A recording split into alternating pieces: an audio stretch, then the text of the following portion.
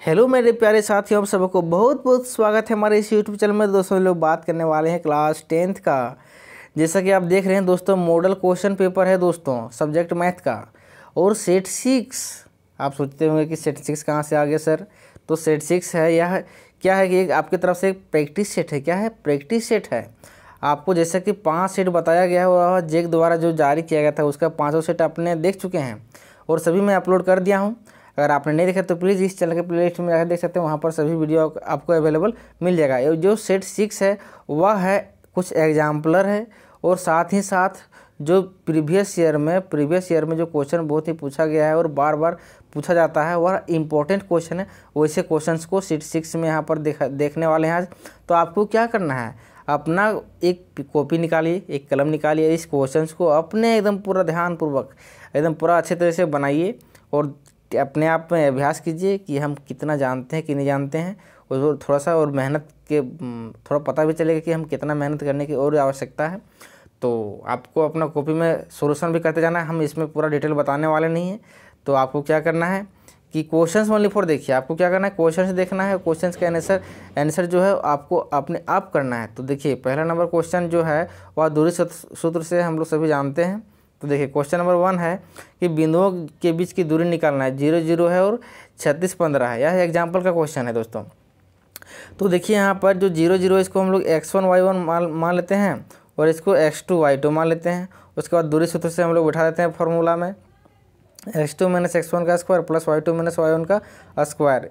और इसके हेल्प से हम लोग क्या करते हैं, दूरी सूत्र निकालते हैं। ठीक है, लास्ट में क्या लिखना है, मात्रा यूनिट देना है, भूलना नहीं है, नहीं तो उससे नंबर कट जाएगा। अब हम लोग देखते हैं क्वेश्चन नंबर 2। क्वेश्चन नंबर 2 जो है वह त्रिकोणमिति से है। देखिए 10 ये बराबर होता है 4/3 यहाँ दिया हुआ है। तो यहाँ पर जो होता है कि साइन ए और कॉस ए का मान निकालना है। तो हम लोग को क्या करना है, सबसे पहले एक त्रिभुज बनाना जरूरी है, समकोण त्रिभुज।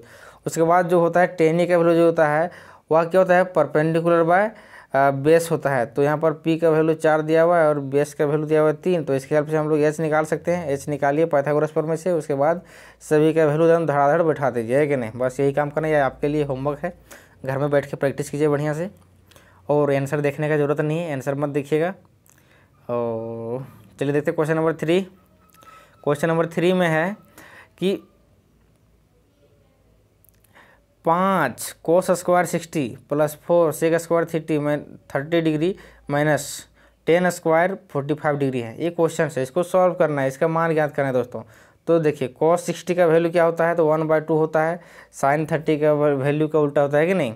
देखिए सेक जो 30 है वह क्या होता है, cos 30 का जस्ट उल्टा होता है, तो वही बैठा देना है। उसके बाद क्या होता है, tan 45 जो होता है वह 1 होता है। तो सभी का वैल्यू यहाँ पर पुट कर दीजिए, उसके बाद आंसर लिख दीजिए।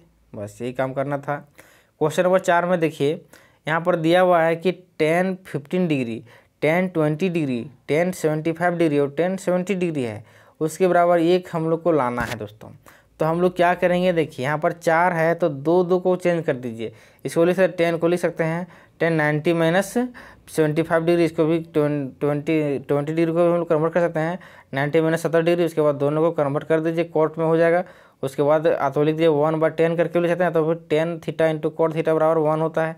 यहाँ पर भी 1 कर सकते हैं, यहाँ पर भी 1 कर सकते हैं। दोनों का वैल्यू क्या हो गया, 1 × 1 = 1। या तो फिर क्या कर सकते हैं, tan कोट को फिर 10 में करिएगा तो 1/10 लिखना पड़ेगा, तो इसको भी 1/10। उसके बाद इस तरह से करके भी काट सकते हैं, फटाफट काट दीजिए और 1 आ जाएगा, आंसर प्रूफ हो गया।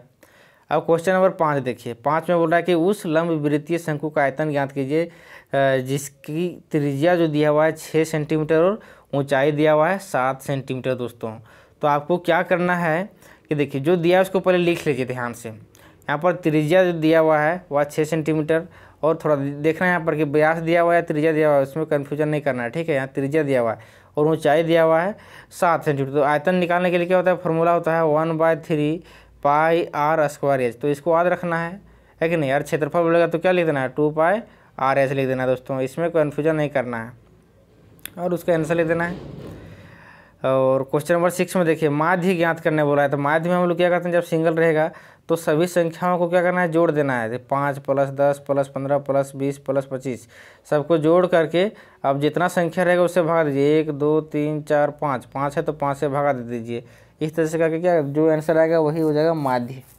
ठीक है, इसमें कोई कन्फ्यूजन नहीं होना चाहिए। अब देखिए अगला क्वेश्चन जो है प्रोबेबिलिटी से है, बहुत ही आसान क्वेश्चन है।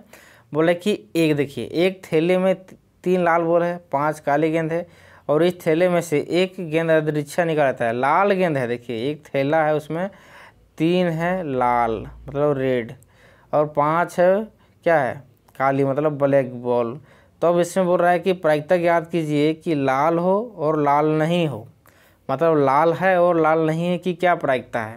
तो ध्यान से देखिए लाल कितना है 3 है, टोटल पहले निकालना, टोटल 5 + 3 8 हो गया।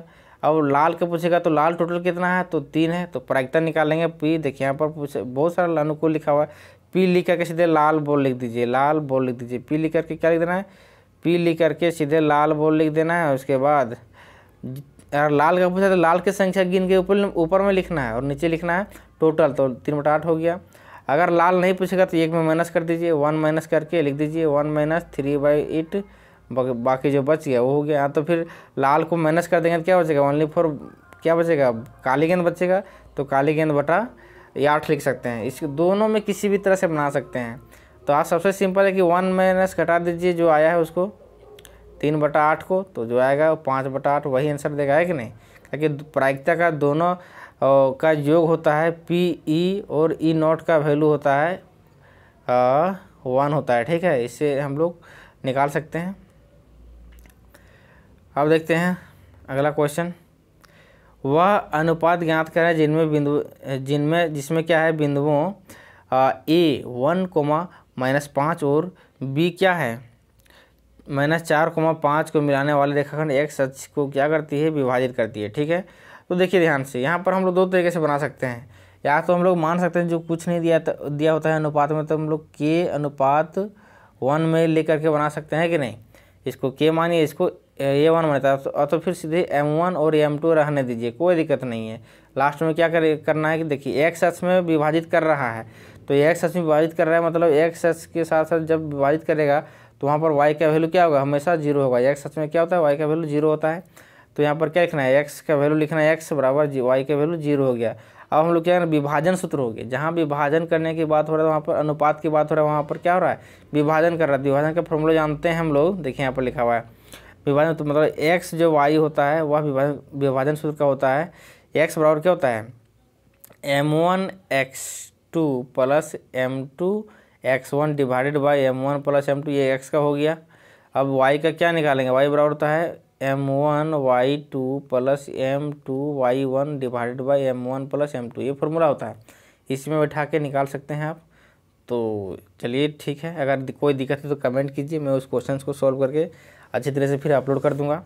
देखिए क्वेश्चन नंबर जो 9 है वह बोले कि उस त्रिभुज का क्षेत्रफल ज्ञात कीजिए जिसके शीर्ष दिया हुआ है कि -5, -1 है, दूसरा है 3, -5 है और 5,2 है दोस्तों।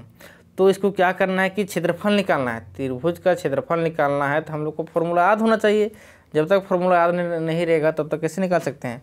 तो सबसे पहले हम लोग इसको x1 y1 x2 y2 x3 y3 denote कर देना है। उसके बाद हम लोग को क्या करना है सबका वैल्यू पुट करना। तो त्रिभुज का क्षेत्रफल होता है 1/2 × x1 y2 - y3 + x2 y3 - y1 + x3 y1 - y2। तो आपको याद नहीं तो लिखिए x1 से शुरू होता है और y1 2 3 2 3 1 3 1 2 तो फिर x1 x2 x3 याद रखना है। उसके बाद 23 31 12 इस तरह से भी याद रख सकते हैं। इसका है कि नहीं त्रिभुज का क्षेत्रफल। तो आपको करना सिंपली त्रिभुज का क्षेत्रफल निकालना है, तो इसमें आपको किसी तरह का कोई सोचना नहीं है। चलिए अगला क्वेश्चन देखते हैं।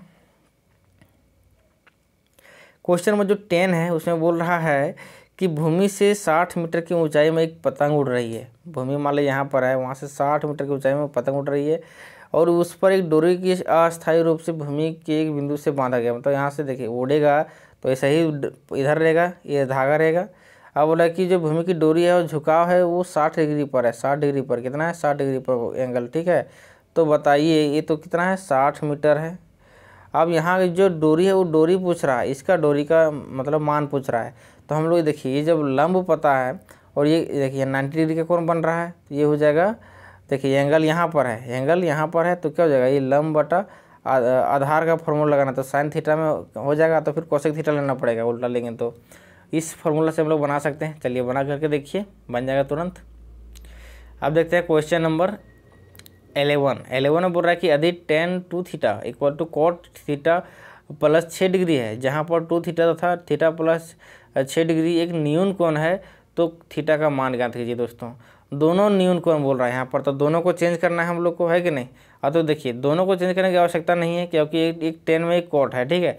तो क्या करेंगे, किसी एक को चेंज, मतलब इसमें बोला नहीं है कि दोनों न्यून कोण, कहने का मतलब हो गया किसी एक को हम चेंज कर सकते हैं। अगर एक को न्यून कोण बोलते तो हम उसी को चेंज करते हैं, लेकिन यहाँ पर दोनों न्यून कोण है, दोनों को भी चेंज कर सकते हैं। देखिए tan थीटा और कोट थीटा में कन्वर्ट कर सकते हैं। देखिए यहाँ पर कोट है, यहाँ पर tan है, तो हम लोग क्या कर सकते हैं, दोनों को एक फॉर्म में पहले लाइए। देखिए इसको एक बार उतारिए, tan 2 theta equal to cot theta plus 6 degree. उसके बाद इसको चेंज कर दिया है, तो चेंज कर दिया, इसको भी चेंज कर सकते हैं, कोई दिक्कत नहीं है। तो 90 माइनस 2 थीटा करेंगे तो क्या हो जाएगा, कॉट में कन्वर्ट हो जाएगा। उसके बाद तो फिर cot 90 minus theta tan theta होता है, उससे कोट कट जाएगा, है कि नहीं। मतलब काट के दिखाना नहीं है कि काट रहे हैं, सो आपको दिखाना है। एंगल बराबर एंगल हो जाता है, तो एंगल बराबर क्या करते हैं, इस तरह से थीटा का मान निकाल सकते हैं। चलिए निकालिए, ये आपका क्वेश्चन है और यहाँ बढ़िया से बैठ के निकालिए। ये सारा क्वेश्चन हम बता चुके हैं सभी सेट में लगभग, तो क्वेश्चन यही इसी तरह है। अब जो 12 नंबर है, ये तो क्या है आपका रचना वाला, तो रचना वाला मैं अलग वीडियो में सेपरेट करूँगा। तो थोड़ा फिगर देख लीजिए किस तरह से फिगर बन रहा है, सो उसमें रचना लिखने वाला है। क्वेश्चन नंबर 14 में है कि एक बक्से में 3 नीले, 2 सफ़ेद और 4 लाल कंचे हैं, ठीक है। एक बक्सा में है 3 नीले कंचे, मतलब जो खेलते हैं हम लोग आंटी, है कि नहीं। 3 नीले, 2 सफ़ेद और 4 लाल कंचे हैं। यदि इस बक्से में से एक कंचा अदृश्य, मतलब बिना देखे निकाला जाता है, तो इसकी क्या प्रायिकता होगी कि वह जो कंचा निकाला गया है सफ़ेद होगा, दूसरा में नीला का, तीसरा में लाल का। तीनों का हम लोग को निकालने बोला है। दोस्तों देखिए कैसे निकालें। सबसे पहले हम लोग सभी कंचा को जोड़ देंगे, 3 + 2 5 4 9, टोटल तो हमारा 9 कंचा है। अगर देखिए सफ़ेद का पूछा है, सफ़ेद कितना है, 2 है, तो 2/9 हो जाएगा प्रायिकता। लिख देंगे पाई P इक्वल टू सफ़ेद का, तो सफ़ेद का लिख देंगे तो क्या हो जाएगा, 2/9 हो जाएगा। अगर पूछा है दूसरा नीला का, तो नीला कितना है, देखिए नीला 3 है, तो 3/9 हो जाएगा दोस्तों, 1/3 हो जाएगा कट के। तो इस तरह से P लिख करके नीला लिख देना है। पहले सभी को लिख लेना है कि कुल परिणाम कितना है, कुल कंचे की संख्या इक्वल टू इतना। उसके बाद लिख देना है कि P मान लो लाल का निकालना है, तो लाल का कुल कितना संख्या है, तो लाल जो है हमारा 4 है, और टोटल कितना है, 9 है, तो 4/9 हो गया। बस इसी तरह बनाना है। बहुत ही आसान क्वेश्चन है प्रायिकता से, आपको छोड़ना ही नहीं चाहिए, प्रायिकता क्वेश्चन एक भी नहीं छूटना चाहिए। और अगला क्वेश्चन देखते हैं। समुद्र तल से 75 मीटर ऊंची लाइट हाउस के शिखर के से देखने पर 2 समुद्री जहाज़ों के अवनमन कोण इस तरह से दिखता है, 30 डिग्री और 45 डिग्री में। तो यदि लाइट हाउस की एक ही और एक जहाज़ दूसरे जहाज़ के ठीक पीछे हो, तो दोनों जहाज़ों के बीच की दूरी ज्ञात कीजिए। मतलब दोनों जहाज़ यहाँ से यहाँ तक बीच की दूरी निकालना है। जैसे यहाँ से यहाँ तक का दूरी निकालना है, ठीक है। एक D और C, D है हमारा आगे वाला जहाज़, C है पीछे वाला जहाज़। अब हम लोग क्या करते हैं, जब इसको सॉल्व करेंगे तो क्या करें, देखिए 30 डिग्री है, मतलब जहाज़ का क्या है, अवनमन, तो यहाँ पर एंगल बना रहा है। यहाँ का एकांतर कौन से हमारा क्या होगा, सभी का एंगल बराबर होगा, यहाँ, ठीक है। तो एंगल में बैठाने में गलती नहीं कीजिएगा। देखिए दूर है, तो दूर में कौन एंगल, छोटा एंगल बनेगा, सामने रहेगा तब ना बड़ा एंगल बनेगा। तो ये भी थोड़ा ध्यान में रखना है, कंसेप्ट में रखना है। उसके बाद क्या करना है, देखिए यहाँ पर इसको x मान लिए हैं, इसको y मान लिया है, ठीक है। उसके बाद क्या करना है कि लंब तो हमको पता है 75 मीटर। उसके बाद जब लंब पता है तो क्या करेंगे, हम लोग को किधर निकालना है, आधार तरफ निकालना है। तो P/S हम लोग tan का फॉर्मूला लगाएंगे, तभी हम P/B, तभी tan का फॉर्मूला से ही निकलेगा, बेस वाला है कि नहीं। तो अगर साइन लगाएंगे तो इधर कर्ण तरफ निकालेगा। कर्ण का हमको ज़रूरत है, कुछ नहीं ज़रूरत है। हमको चाहिए क्या, इसका दोनों जहाज़ के बीच की दूरी। तो अगर यहाँ से यहाँ तक पहले निकालेंगे, उसके बाद यहाँ का टोटल निकालेंगे, उसके बाद x का वैल्यू इसमें पुट कर देंगे और आराम से निकल जाएगा। जैसे देखिए पहले छोटा वाला निकालेंगे तो क्या हो जाएगा, x का निकालें तो x का वैल्यू निकल गया। उसके बाद x जोड़ देंगे कहाँ, y में, तो हमारा y का जहाज़ निकल जाएगा। उसके बाद दोनों का देखिए, दोनों का क्या हो गया, y का वैल्यू निकल गया। जो y का वैल्यू होगा वह दोनों का बीच का दूरी होगा।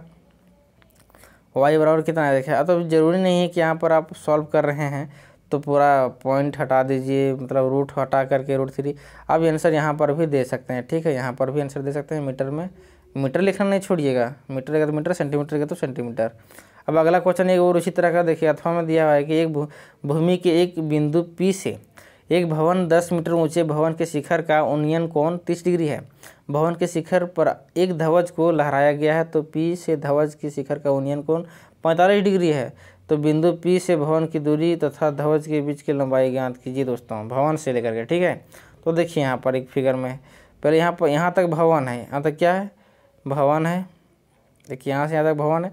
अब यहाँ से झंडा लहराया गया, इसे झंडा लहराया गया है। अब देखिए यहाँ से पहला जो भवन का जो शिखर है वहाँ पर दिख रहा है कितना 30 डिग्री में दिख रहा है, और उसके बाद जो आगे जो दिख रहा है ऊपर झंडा, वो झंडा दिख रहा है 45 डिग्री में। कितना दिख रहा है, 45 डिग्री में। ठीक है, अब दोनों के बीच के जैसे झंडा देखिए, घर से यहाँ पर देखिए पता है 10।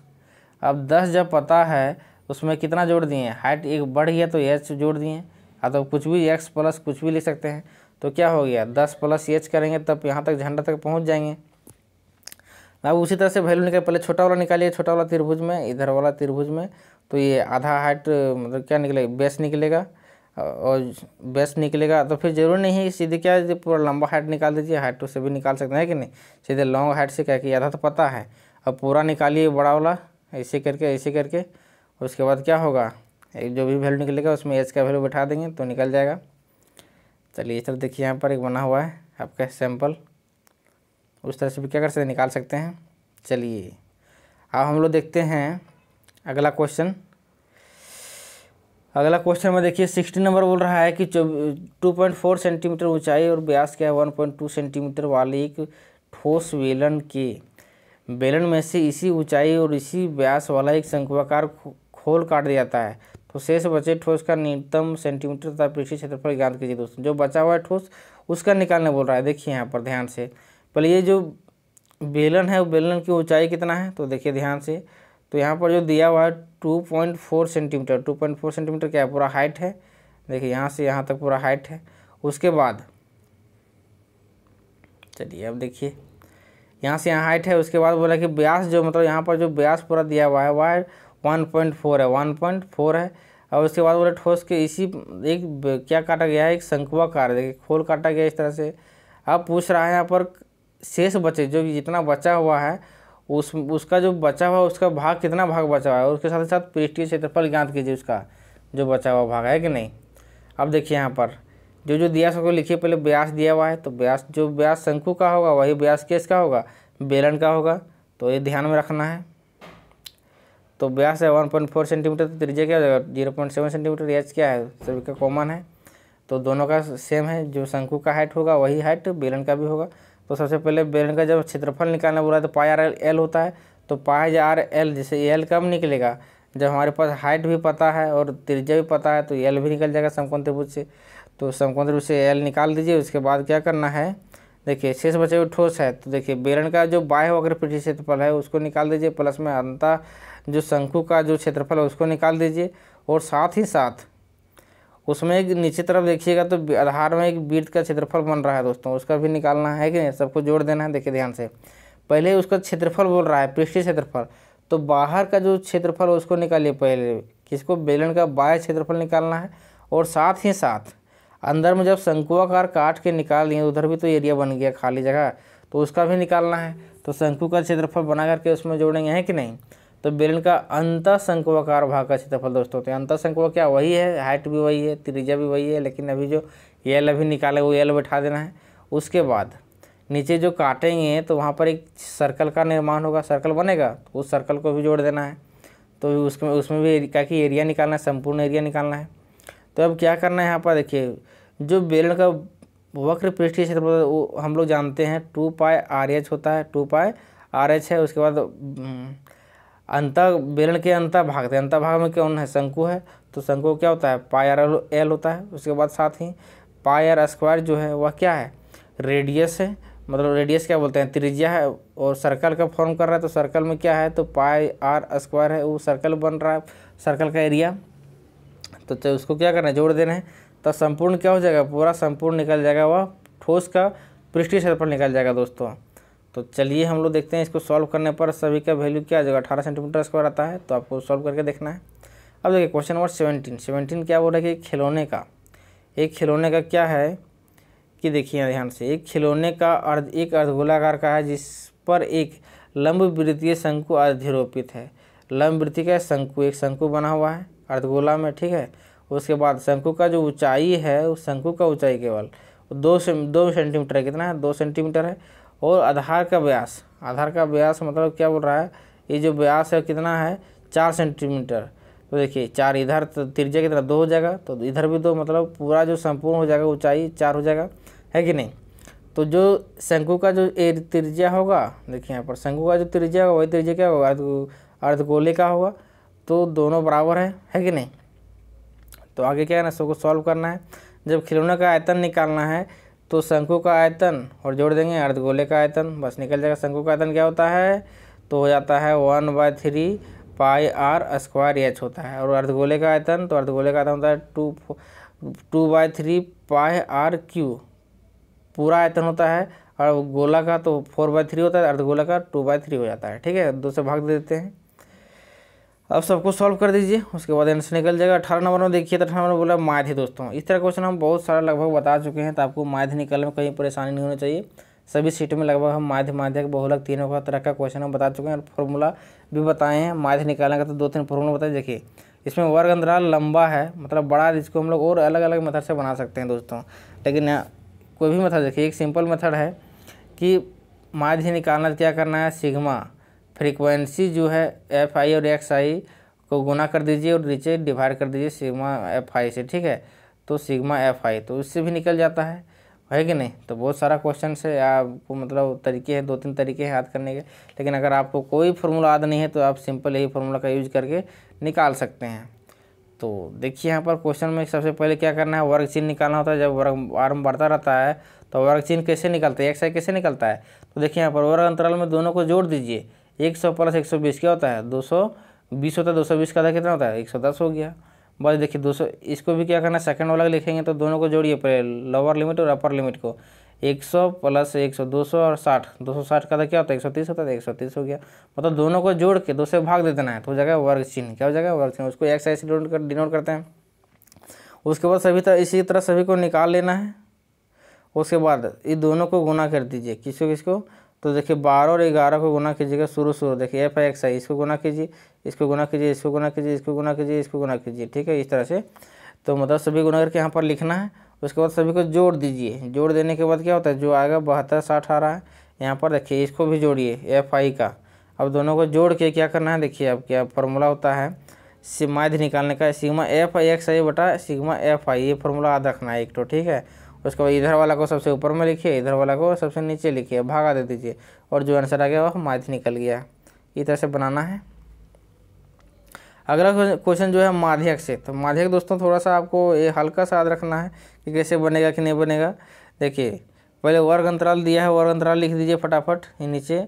उसके बाद बारंबारता लिख दीजिए, शायद जो नीचे वाला है वो क्या है, बारंबारता है, उसको नीचे लिख दीजिए। अब एक होता है संचयी बारंबारता। संचयी बारंबारता को निकालने का तरीका थोड़ा पता होना चाहिए दोस्तों। देखिए कैसे निकलता है संचयी बारंबारता। आपको क्या करना है, जो सबसे शुरू में है उसको क्या सीधे लिख देना है। उसके बाद इसको क्या करना है, दोनों को जोड़ के देखिए, यहाँ जोड़ के देखिए नीचे, इसको जोड़ के नीचे लिखिए इस तरह से। 10 + जो लिखा गया है उसको और अगला वाला को जोड़ के फिर उसके सीधा हम लिखिए, इस तरह समझिए। देखिए बड़े 5 और 10 क्या हो गया 15। अब 15 + 18 33 हो गया। अब 33 प्लस क्या हो गया 30 63 हो गया। 63 + 20 क्या हो गया 83 हो गया। 83 + 12 क्या हो गया 95 हो गया। 95 + 5 क्या हो गया 100 हो गया दोस्तों। वही हमारा जो 100 है वो इसी के बराबर आता है, जो सभी नंबर को जोड़ेंगे तो यही नंबर के बराबर आता है। यही n जो बतलाता है हम लोग का दोस्तों, एक मतलब देखिए कैसे निकालते हैं। n/2 पहले निकालते हैं। n/2 से हमको माध्यक देगा। n/2 क्या होता है, देखिए ध्यान से। n/2 के बराबर क्या है, तो 100/2 = 50 हो गया। तो 50 देखते हैं अब कहाँ पर 50 या 50 के सिमिलर वाला देखना है, कौन सा बारंबारता आता है 50 या उससे थोड़ा सा अधिक वाला, ठीक है। हम लोग देखते हैं यहाँ पर कहाँ पर है 50 या उससे अधिक।